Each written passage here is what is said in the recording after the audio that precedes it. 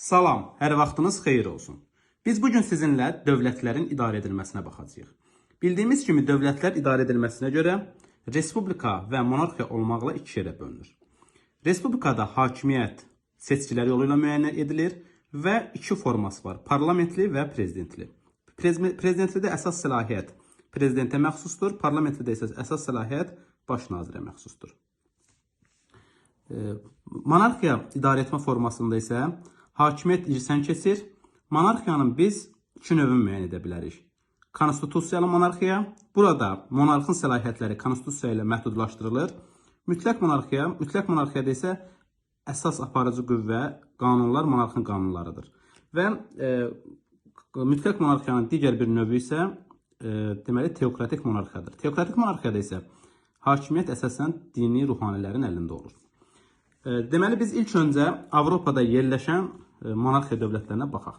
Avropada yerləşən monarxiya dövlətlərinə Norveç, İsveç, Danimarka, Böyük Britaniya, Niderland, Belçika, Andorra, Monako və Vatikan kimi ölkələri aid edə bilərik.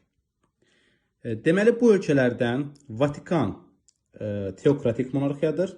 Digərlərinin isə hər birisi konstitusiyalı monarxiyadır. Daha sonra biz Asiyanın monarxiya dövlətlərinə keçid etsək, Asiyanın monarxiya dövlətlərinə Səudiyyə Ərəbistanı, Oman, Birləşmiş Ərəb Əmirlikləri, Küveyt, Qətər, Bəhreyn kimi dövlətləri aid edə bilərik. Bununla yanaşı həm də İordaniya. Deməli, Küveyt və İordaniya konstitusiyalı monarxiyadır. Digər ərəb ölkələri isə mütləq monarxiyadır və Səudiyyə Ərəbistanda həmçinin teokratik monarxiyadır.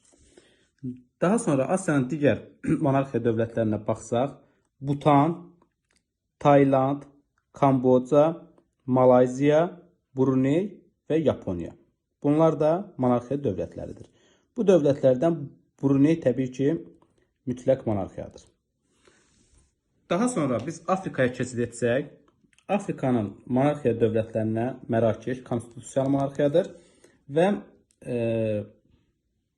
Svazilend, yəni Eswatini və Lesotho bunlar da monarxiya dövlətlərinə aid olacaqdır.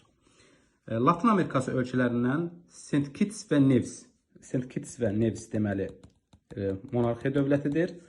Bir də ki, Okeaniyada isə Tonga deməli monarxiya dövlətlərinə aid olacaq.